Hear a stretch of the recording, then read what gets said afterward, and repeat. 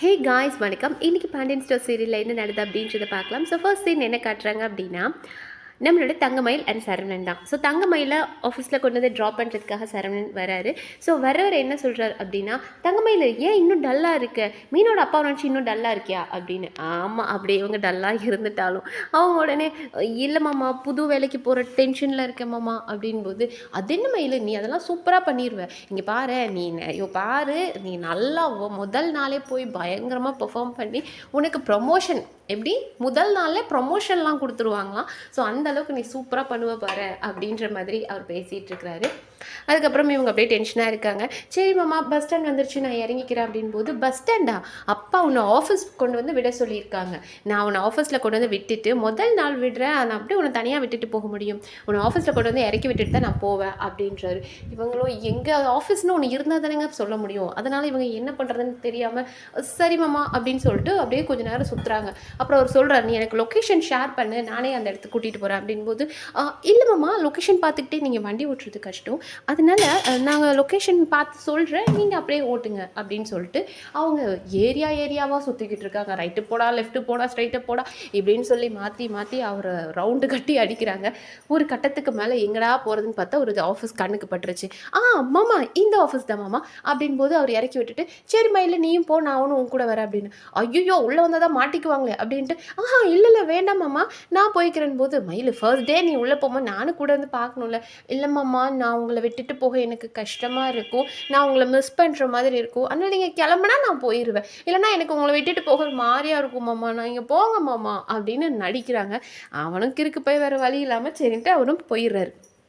அப்புறமா அங்கே வாட்ச்மேன் கேட்குறாரு, என்னம்மா அப்படின்போது, சார் இங்கே எத்தனை கம்பெனி இருக்குன்னு, நிறைய கம்பெனி இருக்குது, உனக்கு என்னம்மா வேணும் அப்படின்னு வர்றாரு. இல்லை நீங்கள் ஏதாவது வேலை கிடைக்குமான்னு, என்ன படிச்சிருக்கீங்க அப்படின்றாரு. 12வது படித்தவங்களுக்குலாம் வேலை கிடையாது போமா அப்படின்றாரு. இவங்களும் என்னடா பண்ணுறது அப்படின்னு அப்படியே ரோட்டில் திரிஞ்சிக்கிட்டு இருக்கிறாங்க.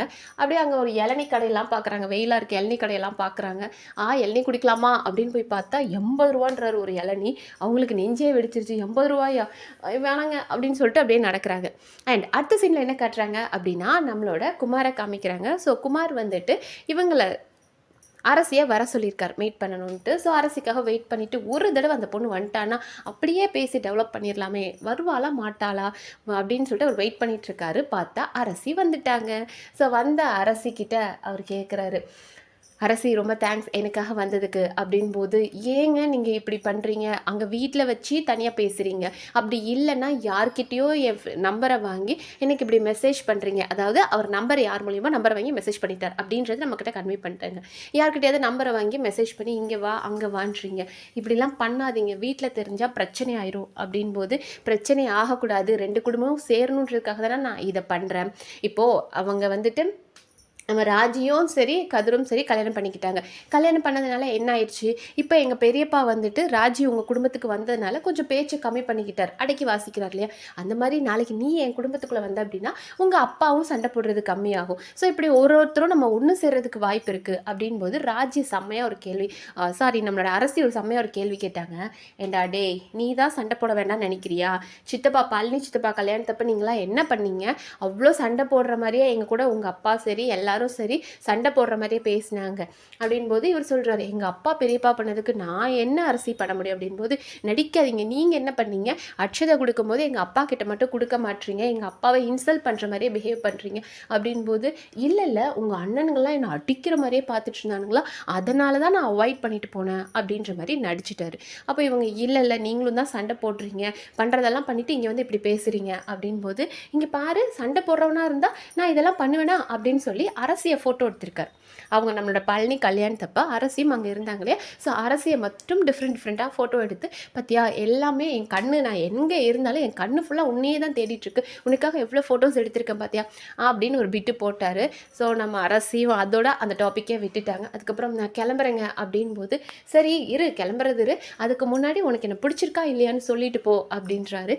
அதெல்லாம் இல்லைன்னு போது, அன்றைக்கி உங்கள் அப்பா வரும்போது என்னை சேருக்கு பின்னாடி ஒளிய சொன்னல, ஒளிஞ்சிட்டு என்னை போன்னு சொன்னேன், நான் போனதுக்கப்புறமா நீ என்னை பார்த்து சிரிச்சதான அப்படின்றாரு. இவங்க உங்களுக்கு எப்படி தெரியும், நீ சிரிச்சன்றது எனக்கு தெரியும், அப்போ உனக்கு என்ன பிடிச்சிருக்கு தானே அப்படின்போது இவங்க பாட்டுக்கு போகிறாங்க. அவர் மறுபடியும் கூப்பிட்டு, என்ன மௌனம் சம்மதத்துக்கு அறிகுறின்னுவாங்க இல்லையா? அப்போ நான் இதை சம்மந்தமா எடுத்துக்கிட்டுமா, உனக்கு என்ன பிடிச்சிருக்குன்னு நினச்சிக்கிட்டுமா அப்படின்போது, அதுக்கும் பதிலே இல்லை, சிரிக்கிறாங்க மறுபடியும். அப்போ இந்த சிரிப்புக்கு ஓகேன்னு அர்த்தம் தானே, நான் அப்படியே எடுத்துக்கிறேன் அப்படின்றாரு. அதுக்கும் சிரிச்சுக்கிட்டே போகிறாங்க. ஸோ குமார் அண்ட் அரசி சீக்கிரமாக அடுத்த ஒரு பஞ்சாயத்தை கிளப்ப போகிறாங்கன்றது புரியுது. ஸோ அரசி வலியில் விழுந்துட்டாங்க. பயங்கர ஹாப்பியாக இருக்கார் குமார்.